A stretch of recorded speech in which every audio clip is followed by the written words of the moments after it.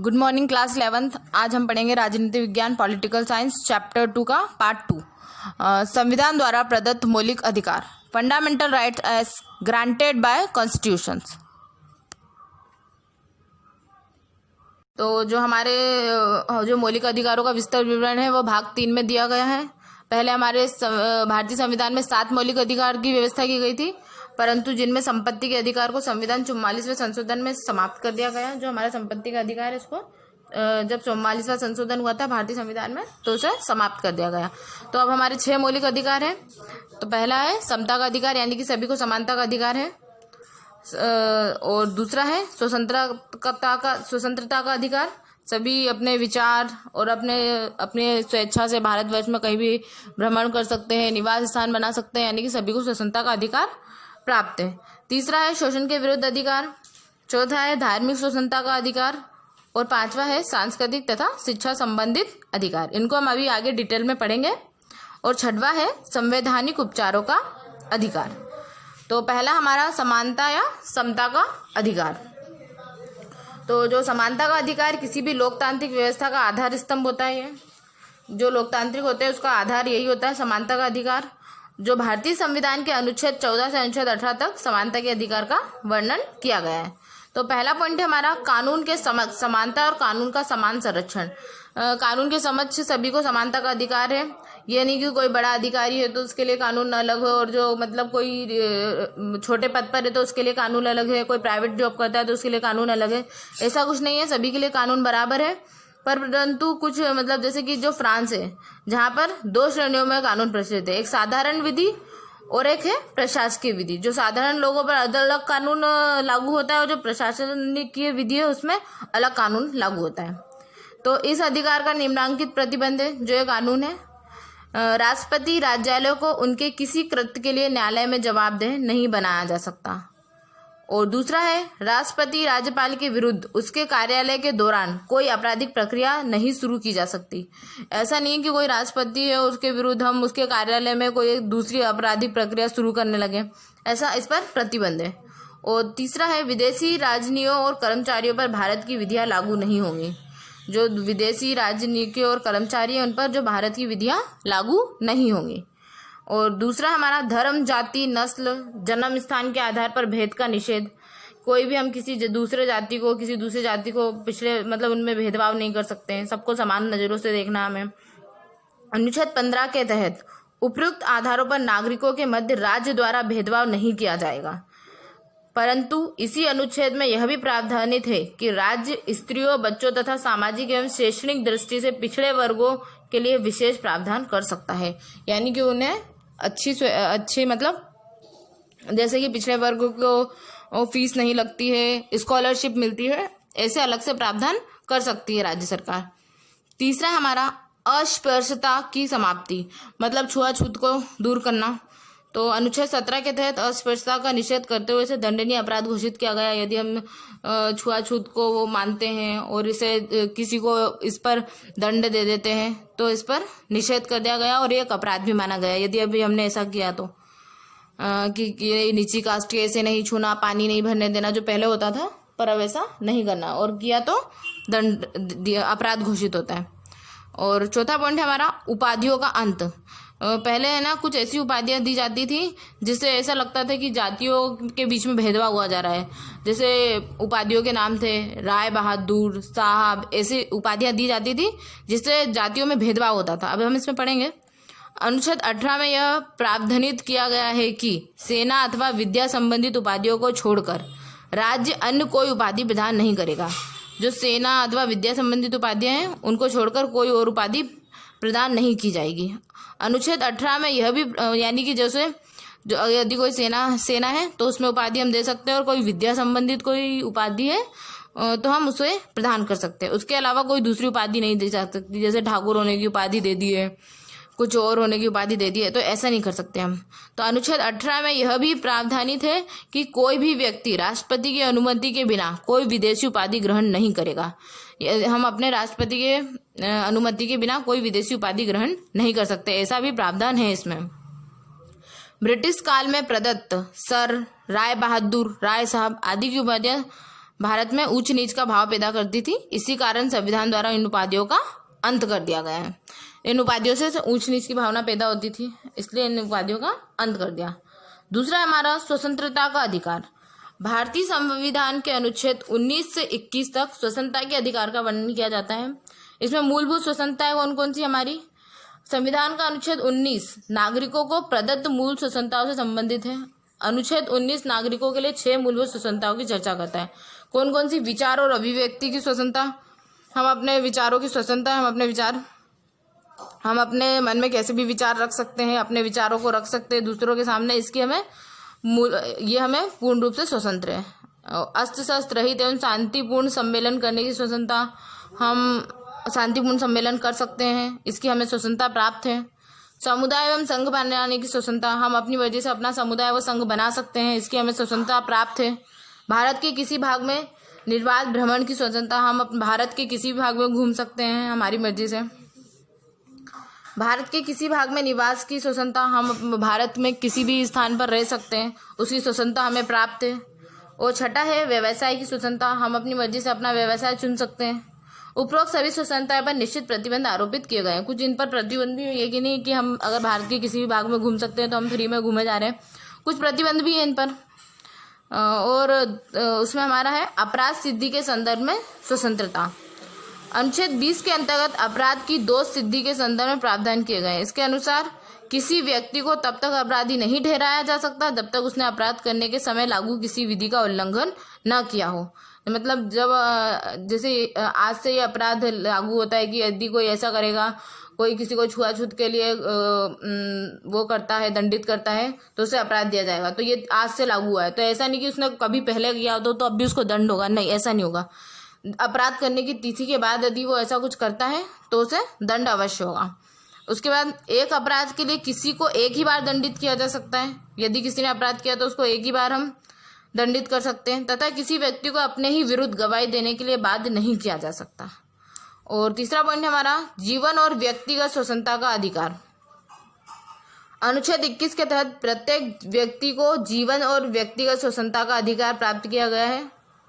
इस अनुच्छेद के अनुसार विधि द्वारा स्थापित प्रक्रिया को छोड़कर किसी व्यक्ति को उसके जीवन और दैहिक स्वतंत्रता से वंचित नहीं किया जा सकता। यानी कि उसका जो जीवन है उससे और उसकी जो दैहिक स्वतंत्रता है, वो जैसे चाहे कपड़े पहन सकता है, वो अपने मतलब स्वेच्छा से जी सकता है अपना जीवन।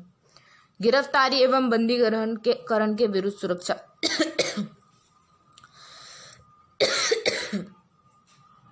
अनुच्छेद 22 गिरफ्तारी और बंदीकरण की स्थिति में दी जाने वाली सुरक्षा से संबंधित है। इस अनुच्छेद के अनुसार गिरफ्तार या बंदी बनाए जाने वाले व्यक्ति को इसका कारण बताया जाएगा। यदि किसी को गिरफ्तार किया है तो हमें उसका कारण भी बताना होगा। उसे विधि वेत्ता से परामर्श की सुविधाएं दी जाएगी। उसको मतलब परामर्श भी दिया जाएगा कि आप ऐसा कर लो या वैसा कर लो, उसको परामर्श भी दी जाएगी। उसे 24 घंटे के भीतर निकटतम मजिस्ट्रेट के समक्ष प्रस्तुत किया जाएगा। यदि हमने उसे गिरफ्तार भी किया है तो 24 घंटे के समक्ष जो निकटतम मजिस्ट्रेट है उसमें प्रस्तुत भी करना है। उपरोक्त सुरक्षा 2 श्रेणियों के व्यक्ति को उपलब्ध नहीं होती है। को जो शत्रु देश के निवासी को तथा निवारक निरोध को, कानून के तहत गिरफ्तार व्यक्तियों को। अगला पॉइंट है हमारा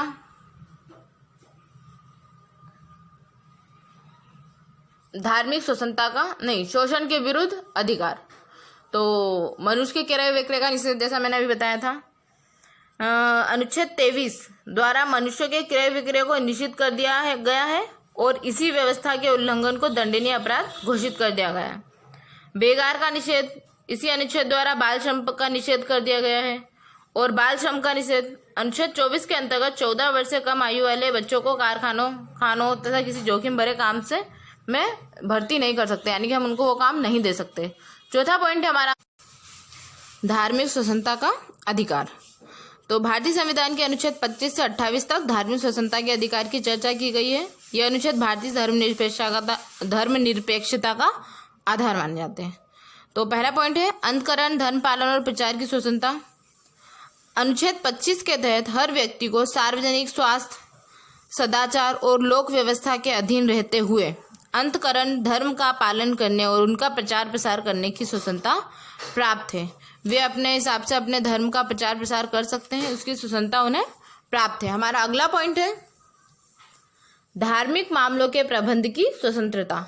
अनुच्छेद 25 के तहत हर व्यक्ति को धार्मिक मामलों का प्रबंध करने, धर्म की निमित्त दान प्राप्त करने और धार्मिक संपत्ति के प्रबंध का अधिकार होगा। सभी को धार्मिक संपत्ति में प्रबंध करने का अधिकार है और वे अपनी स्वेच्छा से दान कर सकते हैं किसी भी धर्म के लिए। तीसरा पॉइंट है हमारा, धर्म विशेष की अभिवृद्धि के लिए कर देने से स्वतंत्रता।